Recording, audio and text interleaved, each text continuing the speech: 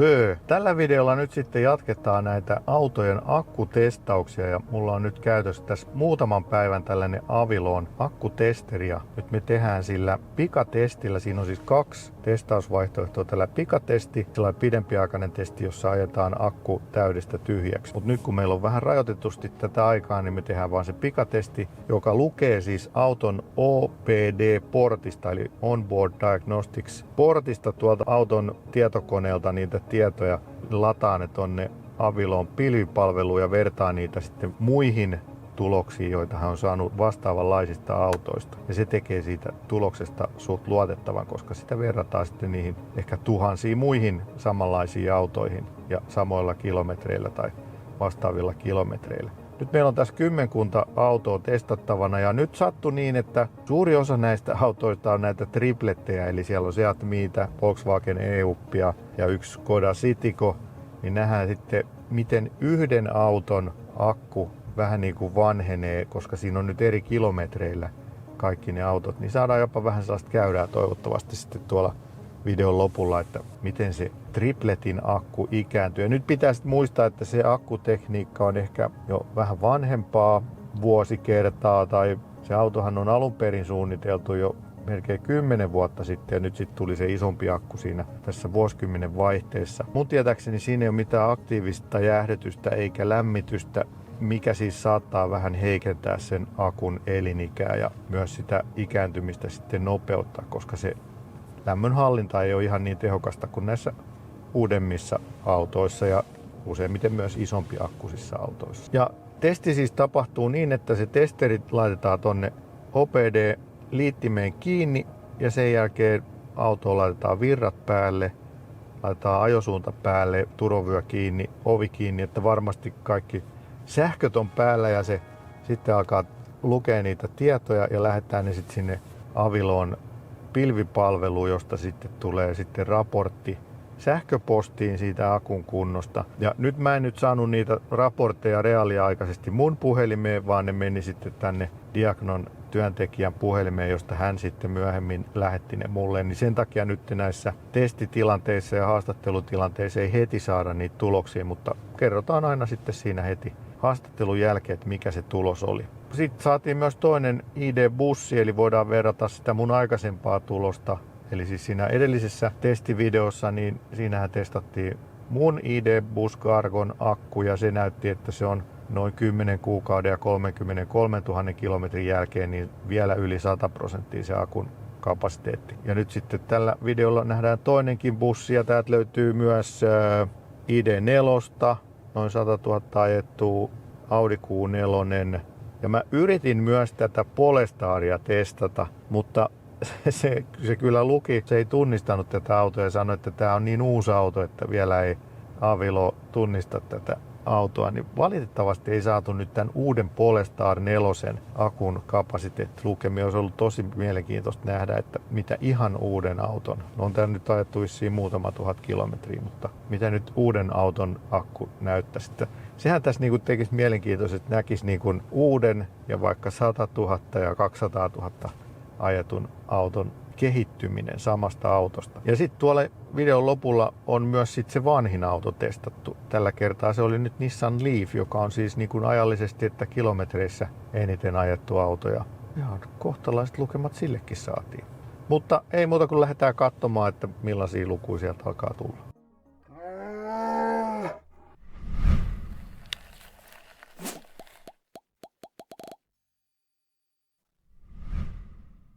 Vakuutukset kesäautoille, käyttöautoille, lapsille, kodille ja kaikille muulle tärkeälle osoitteesta pohjantähti.fi/Keski-Suomi. No niin, nyt on täällä näin rouva lohikäärmeen Seat Miihin on laitettu Avilo kiinni ja töpselit kiinni ja nyt sitten vaan laitetaan vaihde päälle ja turvavyö kiinni, niin sitten nähdään, että se tiedetään, että se varmasti sitten testaa ja sitten se testitulos menee tonne Diagnon puhelimeen ja sieltä se sitten forwardoidaan mulle, niin sitten mä saan kohta tulokset. Katsotaan mitä tää sanoo. No niin, ja nyt ollaan sitten itse tehdyn Kempoverin huoltoinsinöörin Seat Miissä. Rouvan Mii on tuolla. Ja tää on nyt sitten vähän eri lailla ajettu tai ladattu tätä autoa ja jutellaan kohta Eetun kanssa, että mitä eroa näissä on ollut. Mutta nyt lähti sitten tämän auton testi käyntiin. Nyt meillä on täällä auton omistajan paikalla ja miten sä nyt sanoisit, että miten tätä sun miitä on latailtu? No, mähän en ole ensimmäinen omistaja, että eka omistaja ajoi ekat 33 tonnia. Ja sä oot ajanut 60 tonnia nyt. Aika Kauan tää on lailla, joo. ollut? Kyllä, tossa tulee huhtikuussa 2,5. 3 vuotta täyteen. Niin just joo, 20 tonnia vuodessa. Juu. Aika reipasta ajoa on ollut. Ihan hyvä ajo ollut jo. Ja meidän omistusaikana niin eka vuosi meni sitten aika lailla julkisten latureiden varassa, mutta niissäkin niin ei nyt puoletkaan ladatusta energiasta varmaan ollut pikalatausta. Niin. Että paikallisen sittarihallissa yleensä latasin. Ja nyt on sitten ollut kotilatausta pääasiassa. Joo, nyt on ollut 1,5 vuotta, varmaan 98% Joo. kotilatausta. No sitten jos puhutaan vielä tuosta rouva lohikäärmeen miistä, niin silloin oli ajettu joku 67 000 jo silläkin, eli 25 000 vähemmän. No ehkä nyt tässä meidän tai näiden autojen välillä on se ero, että mä olen aina hifistellyt sen maksimivaraustason kanssa. Eli paljon sä oot ladannut mihin asti? No se on ollut 100% vaan tarpeeseen. Joo. Ja muulloin 70-80 pinnaa. Okei.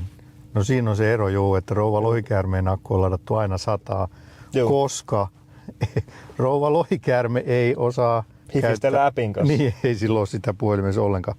Niin Joo. se on laitettu siksi aina 100, ettei tarvitse sitä säätää, kun Joo. autosta ei pysty säätämään sitä. Mutta niin, silloin siis ajettu 67 000. Katsotaan nyt vaikka rouva lohikäärmeen tulokset eka. Joo. Eli 92 pistettä 100 on tämä pisteytys. Toi korkea jänniteakun käyttö ja historia on saanut 64/70. Korkea jänniteakun suorituskyky on 28/30. Ja sitten vaan ohjausyksikkö toimii ja viestiliikenne toimii.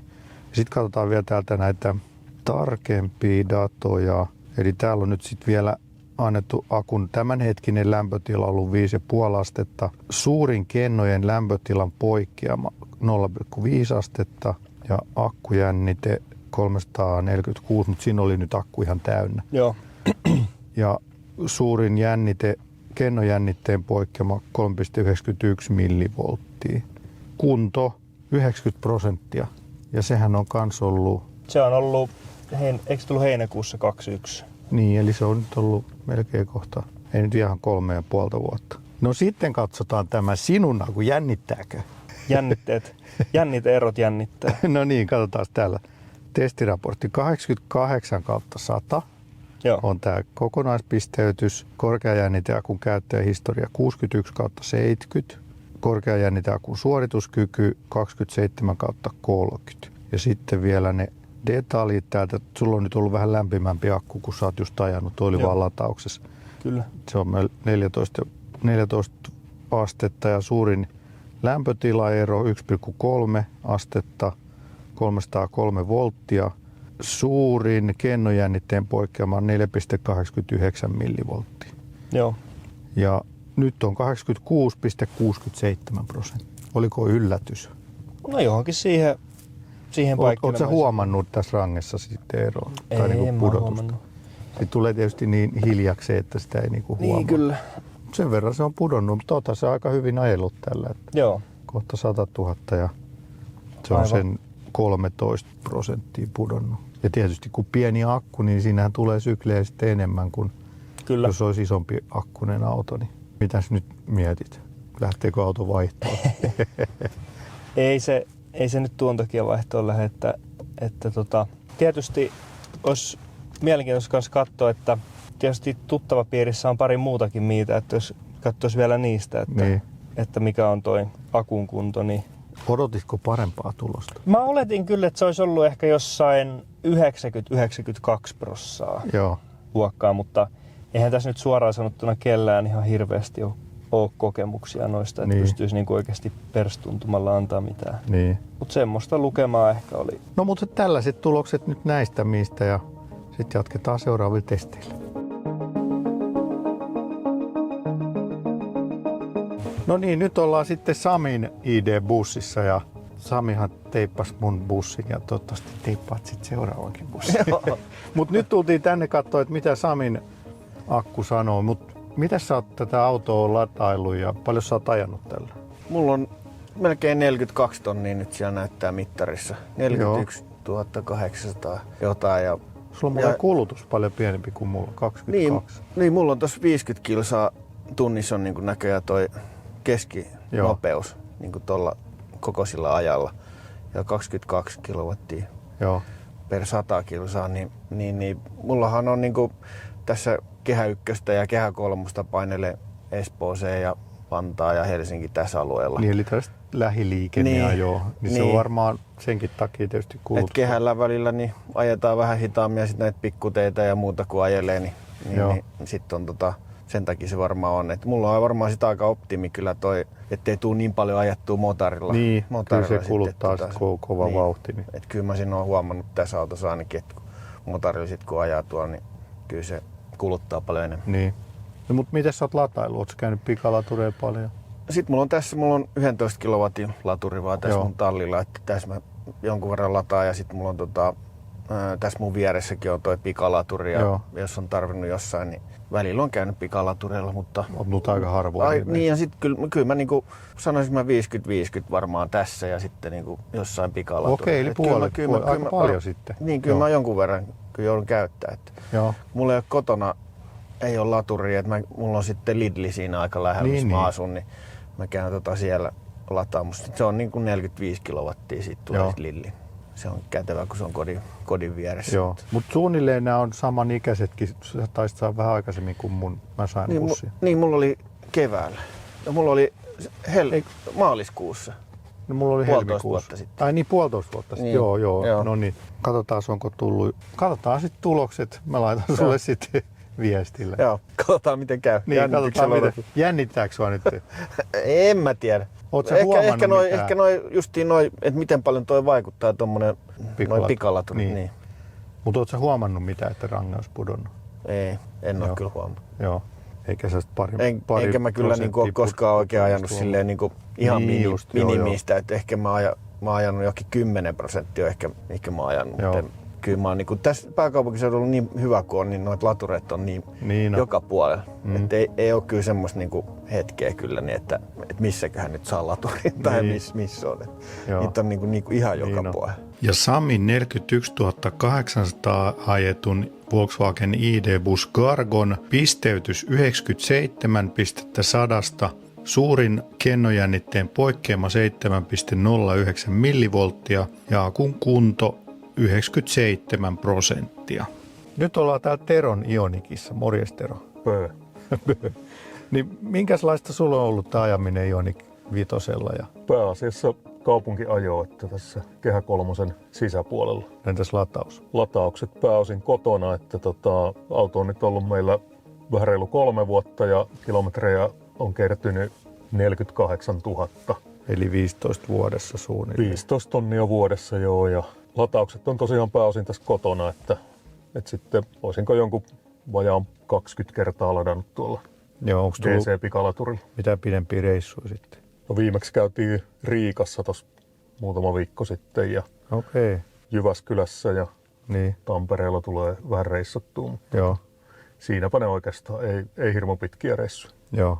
Yhdellä välilatauksella melkein on reissu kuin reissu mennyt. Niin. Täällä näkyy nyt kulutus 22,6, mutta mitä se on ollut pidemmän aikavälin? Se on varmaan jonkun verran ton alapuolella, että yli 20 on varmaan alle tollukka. Joo. Oletko huomannut, että akku olisi alkanut hiipumaan?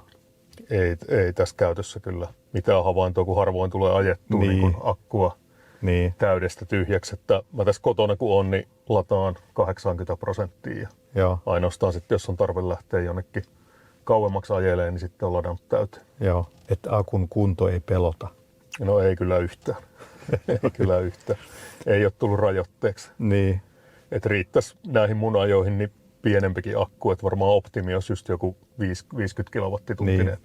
Tässä on 73 kilowattitunnin, niin siinä on enemmän kuin tarpeeksi. Niin. No nyt me ei tarvita saada näitä tuloksia tähän hätään, mutta katsotaan ne sitten, jos saadaan. Ja sitten jos ei saada, niin sitten tämä jää tämäkin pois tästä. Ehkä sitten voi mainita. Kai sillä akku kuitenkin on. No ainakin se sanoi, että 72,6. Teron Ionikin pisteytys 100/100. Suurin kennojännitteen poikkeama 0 millivolttia ja sohkunto 100%. Eli tässä nähtiin, että Ionikista ei saada mitään tietoja ulos. No nyt ollaan taas Teron autossa. Nyt ollaan oikeastaan Teron vaimon autossa, eikö? Näin on, joo. Ja nyt on sitten se, meinasin sanoa Seat, mutta tämähän on Cupra. Joo, kyllä. Cupra Born ja 58 kilowattituntia akkua tässä. Ja mites Joo, tän pikkuakkunen malli. pikkuakkunen? Minkälaista tämän ajaminen on ollut sitten? Samantyyppistä tosiaan kuin tuolla minunkin autolla, eli tuolla Ionikilla, eli pääosin kaupunkiajoa. Voisi sanoa, että tällä ehkä vähän pidempää siivua, että on käyty Porvoota ja tämän tyyppistä, jos se nyt pitkäksi lasketaan. Mutta aika lailla tämmöistä lähiajoa. Tämäkin on 3 vuotta vanha auto ja tästä taitaa olla 46 000, kohan siellä on mittarissa, jos mä nyt oikein muistan. No niin joo, nyt mistä se nähdään? 46 000. Siis melkein niin kuin saman verran, ihan kilometrille melkein sama. Joo, voisi ajatella, että yksi peräkkäin ajaa. Mites tää lataukset sitten? Sama homma tässä latauksissa, että pääosin ladattu AC-lla tässä kotona ja ihan muutamia kertoja sitten tuolla. Ja varmaan sitten samaan DC-latauksessa. 80%. No tässä taitaa olla 90, tässä on jätetty vähän varmuusvaraa sinne enemmän, koska se tuolla. Tää sanoo, että testi on nyt tehty. Nyt me ei saada tuloksia ihan heti. Kohta tulee sähköposti, eikö se niin ollut? Niin. Hienoa. Mut kiitos tästäkin testistä. Katsotaan tuloksia. Katsotaan mitä sieltä tulee, sitten vasta kiitellään. Joo. Pelottaako tämän osalta? Että... No, tää on sillä lailla vähän ehkä jännittävämpi, koska tämähän on alun perin tuontiauto. Niin. Eli tää on oliko tää nyt, tää oli Italiasta laivattu. Joo. Tämä auto ja tuli vuodenikäisenä sitten meille. Autoliike toisen tänne ja sillä kun ei sit historiasta niin sen eka vuoden osalta on hirveästi tietoa. Tässä on pikkasen eri varusteet, mitä näissä Suomeen tuoduissa autoissa. Että esimerkiksi keskikonsoli on vähän erilainen ja tietysti olisikin kiva nähdä, että akku olisi täydellisessä iskussa. Niin. No, sehän nähdään pian. Kohta nähdään. Teron vaimon Cupra Bornin pisteytys 94/100, suurin kennojännitteen poikkeama 6,9 millivolttia ja akun kunto 91,64%. Nyt ollaan sitten Tuukan ID4. Jep.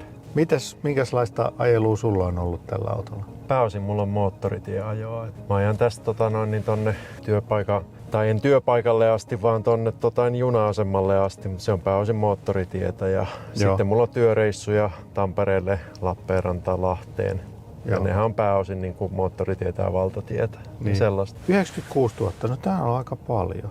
Monta vuotta tää on ollut? Tää on ollut mulla 3 vuotta ja 8 kuukautta. Ja mites minkälaista latausta? Hyvin suurelta osin kotona. Joo. Kotilatausta ja melkein aina 80%, mutta aina kun on lähdössä pidemmälle reissulle, niin tietty 100%. Ja kyllä sitä nyt on sitten pidempiä reissuja varsinkin kesällä tullut tehtyä, että Lapissa ja muualla käyty. Kyllähän täällä on Norjassakin kierrelty. No niin, tää on käynyt sitten varmaan eniten nyt tähän mennessä näistä autoista. Joo.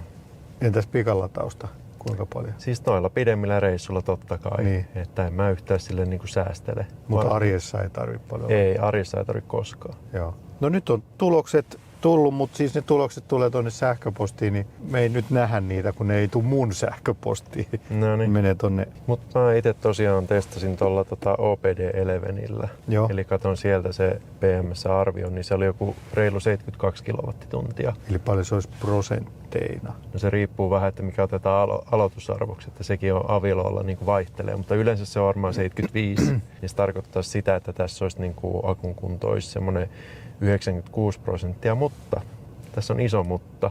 Tämä on ollut akkukorjauksessa. Aha. Takuuna. Sun aikana? Kyllä. Okei, mitäs tälle tehtiin sitten? Eli niin se oli, nyt on vuosi 2024 näin, niin siinä, olikohan se nyt tuossa loppukeväästä näin, niin tuli sellainen keltainen valo, että sähköjärjestelmässä häiriö aja pajalle. Ja sittenhän mä ajoin ja sitten ne siellä vaihtoi 2 akkumoduulia. Okei, eli varmaan sitten se kennojännitteiden ero oli liian suuri. Jotain sellaista, no, että siinä vaiheessa niin kun se akun kapasiteetti, mitä se auto näytti, niin se oli jotain vähän reilu 70 kilowattituntia. Okay.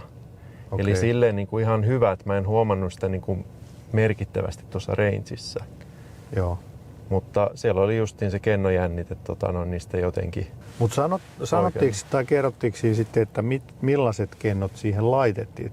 Oliko ne uudet vai jotenkin saman verran kuluneet. Joo, mä en valitettavasti sitä tietoa saanut, mutta niin jos tää akku olisi keskimäärin 96% kunnossa, niin kyllä mä luulen, että tuossa vaiheessa ehkä voi laittaa aika uudetkin vielä. Niin, joo, näin Kyllä siinä toleranssia on pakko olla. Mutta siis etteikö 79 on brutto ja 77 on netto? 82 on brutto 82. ja sitten 77 on se ilmoitettu netto, mutta kuulemma näissä on uutena ollut 75. Mitä se näyttää niin kuin käytettävissä olevaksi. Eli tavallaan se 2 kilowattituntia olisi sitten käytettävissä sen 0% alapuolella. Joo. Silleen mä oon järkeillyt sen, että se olisi sitä puskuria.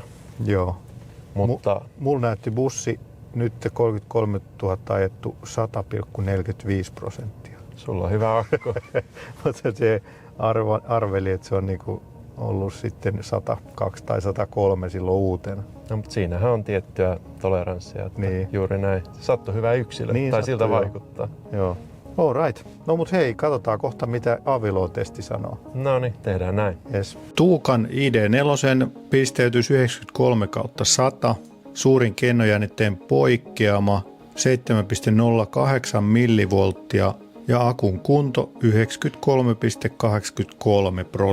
93,83%. No nyt ollaan sitten Harrin EUPissa. Joo. Jatketaan tätä triplettitestausta nyt sitten EUPilla ja minkälaista sulla on ollut ajaminen? No mä oon ajanut aika lailla kaupunkiajoa, sitten vähän maantieajoa, pieni pätkä aina, pieni pätkä sitten moottoritietä aina. Ja 66 000 on saman verran kuin Rouva Lohikärmeen miille. Ja miten sä oot sitten lataillut? No kotona on enimmäkseen ladannut, että ihan yksittäisiä kertoja tulee sitten niinku pikalaturilla ladattua sitten jossain reissun päällä, mutta enimmäkseen kotilatausta kyllä joo. Joo. Oot sä huomannut, että akku olisi alkanut hiipumaan? En mä oo huomannut ollenkaan. Joo. Pelottaako, että akku alkaisi hiipumaan? No ei kyllä pelata. Niin. Vastaanotettu, testi suoritettu. Se oli nopea. Se oli nopea, silloin kun se vaan päivittää tätä sivua. No mutta kohta me nähdään sitten, että millaiset tulokset tulee. No, loistavaa. Hyvä, Yes. kiitos. Kiitos. Ja Harrin EUPin pisteytys 90/100.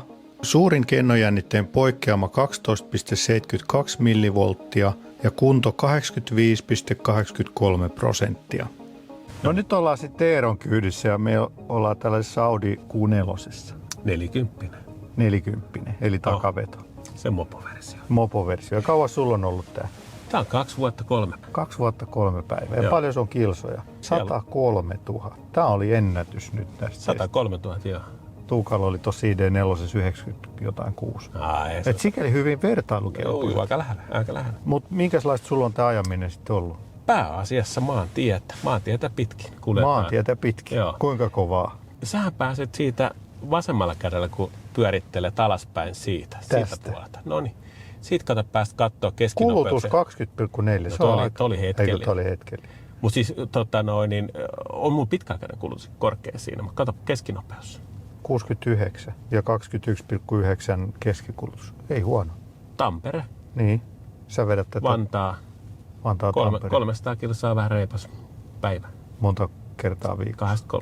2-3 kertaa viikossa. No niin. Tulee ajettua Kyllä siinä. se sitten tulee. Pääsääntöisesti nopeusrajoitusten mukaan. Ei tule reviteltyä enää tässä iässä. Niin. Että ajettaa sitä, että pari kilometriä yli Niin. mitä on ja makkari päällä koko aika. Paitsi silloin kun lunta tulee pirusti, niin Niin. kun tutkat menee lumeen, niin ei ne Niin sitten joo. toimi mitään. Mutta kertoo paljon siitä, että samoilla renkoilla, että mitä tuli ulos kaupasta. Okei. Ei ole vielä vaihdettu. Ei ole vielä vaihdettu. Ei ole tarvinnut. Kumpiikaan. Ei, 3. talvi lähtee kitkoilla, niin Ja sopii. sitten saatiin se taas se yksi myytti murrettua, Ei. että sähköautot kuluttaa renkaita. Kiihdyttäminen ja jarruttaminen kuluttaa Niin. rengasta ja kaaren nopeus. Suoralla se ei kulu yhtään sen enempää kuin siinä on. Että kyllä Niin. se, siitä kun painaa, niin kyllä se menee siitä. Aika harvaksi sieltä tulee yritettyä tällä, että lähteekö renkaat. No mites lataamishommat on mennyt? Miten sä oot lataillut? No, mullahan on, hei terveisiä Kiukkonen Hesamies Katajanokalle. Mulla on kotona latauspiste. Joo. Ja 11 kilowattia siellä lyödään sähköä Joo. sisään aina kun tarve on. Sit mä oon sen verran laiska aina, että jos mä tiedän, että ei ole mitään kiirettä, mä puolitan sen latausnopeuden, vedän 5,5. Joo. Ja sama toimistolla tulee vedettyä 11 kilowattia sisään. Aika harvakselta vedetään noita teholatureilla sisään. No mihin latausprosenttiin sä? 80. Sitten jos mä tiedän, että tulee enemmän ajoa päivän aikana, niin sitten mä otan 100. Et esimerkiksi tänä aamulla lähdin 100:lla, että mä tiesin, että mä menen Hämeenlinnaan, Iittalaan, Hämeenlinnaan, tänne, tonne, sinne. Ja se on aina sitten tietoinen. Että Mutta jos sä menet Tampereelle, niin vedät sä silloin 80? 80, joo. Ja paljon sulla menee tässä matkassa? 60? 48-70. Okei, aika suuri ero siinä. No se on siinä. Sä tiedät, kun vierintävastus kasvaa ja vähän loskaa tiellä ja vastatuuli ja 20 pakkasta, niin kaikki nämä vaikuttaa sähköautossa sitten siihen kulutukseen. Tällainen kuski ja tällainen profiili. No, vähän nyt erilainen. valitettavasti ei nähdä nyt just näitä tuloksia, että palataan niihin harmi. kohta. Mutta mä luulen, että tässä on suht hyvässä kunnossa akku vielä. Niin. Tämä on niin kuin harmittavaa, kun ei tullut niin kokeiltu heti alussa, niin näkisi mikä se on. Mutta kyllä mä luulen, että aika hyvässä tikissä on, johtuen siitä, että ei paljon käytä noita suurteholatureita ja tasasta niin kuin purkamista koko ajan. All right. Kiitos. Ei mitään, kiitos sulle tästä. Eeron Q4 pisteytys 93/100, suurin kennojännitteen poikkeama 24,91 millivolttia ja akun kunto 95,23. No niin, nyt ollaan taas Seat Miissä ja nyt omistaja ei halunnut tässä sitten tulla mukaan tähän, mutta saatiin kuitenkin autolainaksi ja tää on nyt sitten Seat Mii Electric, tällä on ajettu 49 000 kilometriä ja tänä ajo on ollut pitkälti sellaista maantieajoa varmaakin ja ei ole koskaan ajettu ihan tyhjäksi asti, että omistajalla on pieni range anxiety, kantamakauhu ja ei uskaltanut ajaa tuohon punaiselle eli noin viimeiseen 10% tai alle 50 kilometrin rangeen ja pääasiassa on ollut kotilatausta, joka on ladattu aina 100% ja sitten aina välillä pikalataustakin tai 11 kilowatin, tai siis 2 vaiheista tässä tapauksessa. Mutta katsotaan mitä tuloksia tälle sitten löytyy.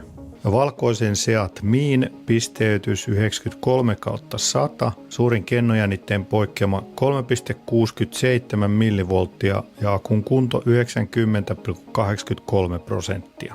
No niin, nyt ollaan testaamassa Aapon Nissan Leafia. Mikä vuosimalli tää on? 2014. Paljon tällä on ajettu nyt? Mitäs siellä on? 172 000. Tää on nyt eniten ajettu näistä testattavista. No niin, minkälaista teillä on toi ajo? No semmonen vajaa 20 tonnia vuodessa ajellaan ja päivittäin suhteellisen lyhyttä matkaa, niin ei tarvi pikalataa. Joo. Paljon tässä on nyt range? No semmonen 100 kilsan kieppeillä. Joo. Ja minkälaista latausta sitten? Onko pikalatausta ollenkaan? Ei ole meidän käytössä koskaan, että ihan sukolla ladataan. Joo. Ladataan kotilaturilla. Joo. Tiedätkö miten tää oli teillä ollut vuoden nyt vai? Vähän reilu joo. Tiedätkö yhtään niistä aikaisemmista omistajista? En tiedä. Niin, että tää on vähän nyt sullekin sitten jännä paikka. Kyllä, että kiinnostaa. Eikö tässä Leafissä näy tuosta mittaristosta jotenkin noista palkeista tai palloista, että mikä se akun terveys olisi? Joo, auto on itse sitä mieltä, että siellä on niinku 11 palkkia 12 tällä hetkellä. Okei, eli pitäisi olla oikeassa reunassa. Eli onko se käynnistäisi vaan onko se nytkin? Nytkin joo, se on nytkin, ne oikeanpuoleinen. Joo. Joo, tiedot vastaanotettu, tietoja käsitellä. No niin, nyt se on suoritettu. Eli jäämme sitten jännityksellä odottaa tuloksia. Se oli nopea. Se on nopea, joo, tässä ei kauan mene. Aapon Nissan Leaf 76 pistettä. Suurin kennojännitteen poikkeama 9 millivolttia. Akun kunto 84%. Sitten meillä on myös mukana yksi Skoda Citigo ja sillä on ajettu kyseinen nykyinen omistaja 30 000 kilometriä ja se on ollut pääasiassa matka-ajoa. Ajettu siis 2 kertaa päivässä. Kerran ladataan ihan täyteen ja kerran 60% sen vuorokauden aikana. Eli siis 150 kilometriä per työpäivä. Et se on poikkeuksellisessa käytössä ollut, että pelkkää matka-ajoa oikeastaan. Ja pääasiassa myöskin kotilatausta. Että DC-pikalatausta ei ollenkaan. Skoda Citigon pisteytys 93/100. Suurin kennojännitteen poikkeama 3,92 millivolttia. Akun kunto 90,42%. No niin, katsotaanpa sitten näitä tuloksia vähän isommassa kuvassa. Ja tässä meillä on ensimmäinen kuvaaja, jossa on SOH, eli akun terveydentila, state of health, pystyakselilla. Voisi kutsua myöskin akun kuntoasteeksi ja sitten vaaka-akselilla on sitten ajomäärä kilometreinä. Ja tähän on nyt laitettu sitten nämä kaikki autot tähän samaan kuvaajaan. Ja tästähän nyt nähdään, että kaikki on varmaan lähtenyt tuolta 100% silloin, kun ne on ollut uusia. Ja nyt sitten tämä eniten ajettu on pudonnut tuonne 84 sen kuntoaste. No nyt jos tähän lisätään sitten vielä nämä kuvakkeet, niin nähdään sitten vähän enemmänkin, että missä mikäkin auto sitten on tuolla. Ja nyt ensinnäkin pitää huomata, että toi Hyundai Ioniq on nyt sitten diskattu tästä, koska se ei antanut oikeastaan mitään tuloksia.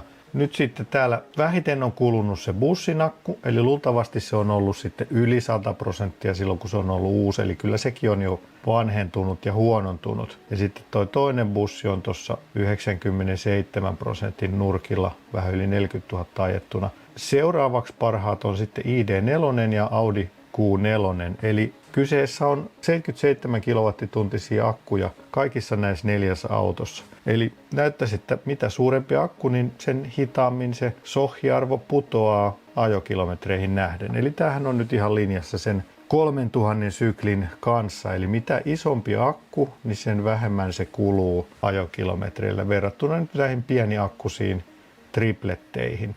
Ja nämäkin menee kyllä tosi hyvin niin kuin tänne omalle trendiviivalle ja tänne alemmas.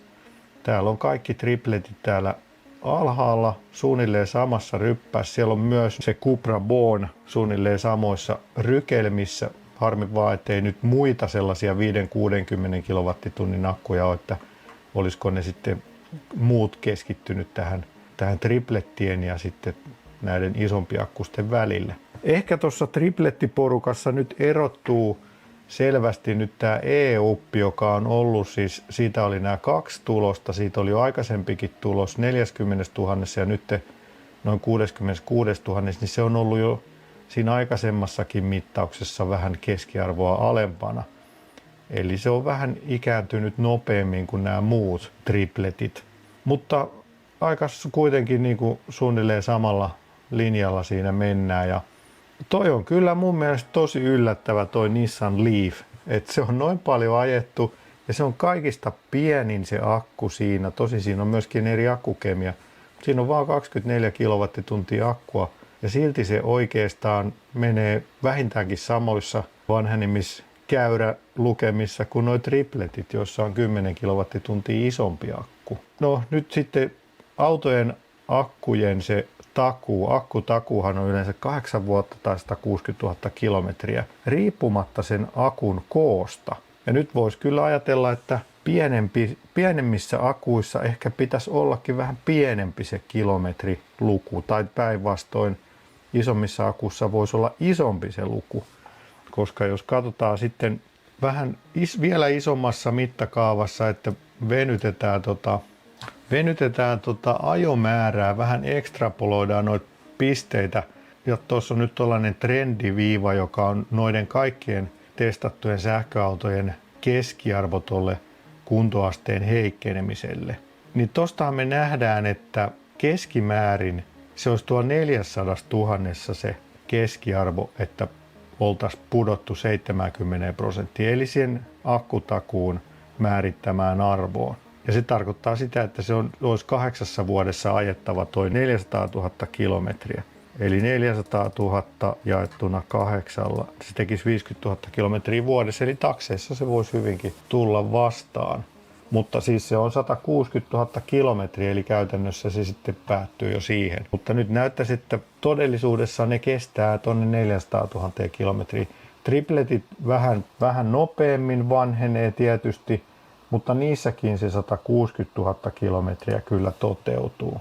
Jos katsotaan tätä triplettikäyrää, niin triplettien keskiarvo menisi tonne vähän yli 300 000 kilometriin. Ja se huonoinkin näistä, niin näyttäisi menevän, toi E-uppi, niin sekin näyttäisi kyllä menevän sinne 160 000 kilometriin. Eli vaikka siinä on sitä hajontaa, niin silti kaikki näyttäisi täyttävän sen akkutakuun. Ja sitten myöskin voisi katsoa, että nuo isompi akkuset, niin ne menee kyllä selvästi yli ton 400 000 kilometriä, jos toi sama kulmakerroin tuossa akun vanhenemisessa jatkuu, niin ne näyttäisi kyllä menevän tonne 500 000 kilometriä. Tosiaan toi Nissan Leaf on aika yllätys, että se on noin hyvä. Tämä yksilö nyt näyttää kyllä menestyneen hyvin. Vaikka on pieni akku ja on ajettu paljon syklejä, paljon kilometrejä, niin silti ollaan vielä ihan hyvissä sohjilukemissa. Mutta mun silmään nämä tulokset oli kyllä ihan loogiset, vaikka tässä tietysti on epävarmuutta, että onko tuo pikatesti nyt kovin luotettava, mutta kyllä se nyt ainakin antaa enemmän tietoa kuin ilman testiä, koska ei mulla ollut ainakaan minkäänlaista ajatusta paljonko esimerkiksi meidän Miin akku olisi voinut olla. Varmasti sillä pidemmällä premium-testillä saisi tarkempia tuloksia, mutta se voi olla sitten aika hankala, jos näistä 10 autollekin ajaa kaikista akku tyhjäksi. Se olisi kestänyt sitten aika monta viikkoa, että tämä homma olisi saatu tehtyä. Tyhjää parempi. Mun silmä ainakin näyttää sille, että ei ole kauheasti huolta siitä, että hyytyisi noin normaalin kulumisen rajoissa niin alle sen takuajan tai isompi akkusissa menee sinne 500 000 kilometriä, näyttäisi menevän aika helposti. Ja nyt tietysti olisi hauska nähdä sitten nämä samat autot vaikka vuoden 2 päästä, että miten sohjilukema on muuttunut, että miten esimerkiksi nämä ID4 ja Q4 ja ID-bussit, niin alkaako niiden käydä tasaantumaan tuossa näiden kilometrien jälkeen vai jatkaako se samaa kulmakerrointa. Ja todennäköisempäähän on, että nämä akkujen vanheneminen tapahtuu vähän tuollaisella logaritmisella asteikolla, eli se hidastuu se huononeminen sitten mitä vanhemmaksi ne, tai mitä enemmän niillä on ajettu. Eli se ei mene tolleen noin jyrkästi lineaarisesti luultavastikaan. Ainakin mitä nyt on noita muita käyriä nähnyt muiden tekemiä tutkimuksia, missä on sitten vähän enemmän jo pisteitä, niin se todellisuudessa ei mene tolleen suoraan, vaan vähän sillä hitaasti alkaa hidastumaan. Eli nämä on vähän liian pessimistisiä nyt nämä lineaariset arviot tässä, mutta niidenkin perusteella se näyttää sille, että aika pitkälle kestää. Nämä yksilöt, voi olla, että muilla yksilöillä tulisi vähän erilaisia lukemia, mutta kyllä tässä mun mielestä jo aika paljon tätä otosta on, että jonkunlaista luotettavuutta tässäkin on. Ja mitä enemmän näitä pisteitä on, niin sen luotettavammaksi se tulee. Että siinä mielessä, jos tämä Avilon käyttämä systeemi, että ne kerää ne datat sinne kaikista testeistä, niin se on hyvä, koska sitten voidaan arvioida, että miten se yhden auton pikatulos vertautuu sitten kaikkien samanlaisten autojen pikatuloksiin ja premium-tuloksiin, niin varmaan voidaan silloin vetää vielä parempia johtopäätöksiä ja siinä mielessä uskoisin, että tämä pisteytyshomma on ihan hyvä. Käyhän kommentoimassa, mitä sä näet näistä kuvista. Keksit se jotain, mitä mä en nyt tässä huomannut? Varmasti keksit. Ja käy kommentoimassa, miltä sun mielestä näyttää. Ootko huolissasi oman auton akun kunnosta tai vanhenemisesta? Ja tossa ei nyt mun nähdäkseni ole kyllä mitään ihmeempää trendiä sen suhteen, että esimerkiksi onko se tripletti ladattu aina täyteen vai vaan 80%. Kyllä ne menee siinä suunnilleen samoissa haarukoissa. Mutta käy kommentoimassa, käy tykkäämässä videosta ja jos et ole vielä tilannut kanavaa, niin nyt kannattaisi tilata ja palataan seuraavalla sähköautovideolla. Bye bye!